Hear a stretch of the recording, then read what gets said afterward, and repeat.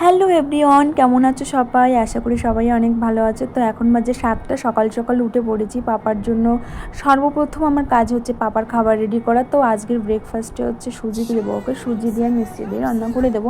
তো দেখো ও ঘুম থেকে উঠে পড়েছে আর আমার রান্নার জায়গায় গিয়ে ওইখানে দাঁড়িয়ে দাঁড়িয়ে এত মজা পাচ্ছে।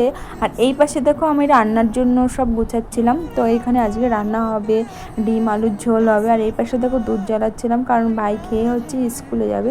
দুধটা গরম করে দিয়েছিলাম, দুধ দিয়ে ভাত দিয়ে খেয়ে চলে যাবে। তো দেখো ওই পাশে আমি আলুটাও ভাজা করে নিয়েছি, লাল লাল করে। আর ডিমটাও ভালো করে ভেজে নেব।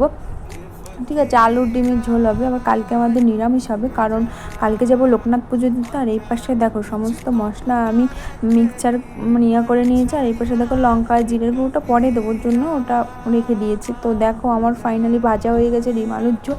তো দেখো ওই পাশে জিরে ফোড়ন দিয়েছি, তেজপাতা দিয়েছি, আর পেঁয়াজটা ভালো করে ভেজে নেবো। আর ওই পাশে না ডিমের ঝোলে দেওয়ার জন্য গরম জল বসিয়েছি। দেখো সমস্ত মশলা দিয়েছি, তারপরে কত সুন্দর তেল বেরিয়েছে। তো দেখো এই পাশে পাপার খিচুড়ি বসিয়েছি সমস্ত সবজি টবজি দিয়ে। আর ওই পাশে আমার তরকারিটা ফুটছে। এখানে আছে কুমড়ো, মিষ্টি আলু, ডাল, গোবিন্দভোগ চাল, নুন হলুদ সব কিছু দিয়ে একসঙ্গে দিয়ে দিয়েছি। আর এই পাশে হবে আমের টক। গরমের সময় না আমের টক খেতে তো বেশ মজাই লাগে। তো দেখো এই পাশে পাপাকে খাওয়াচ্ছিলাম। কেমন হয়েছে বন্ধুরা? টাটা। ভালো লাগলে পাশে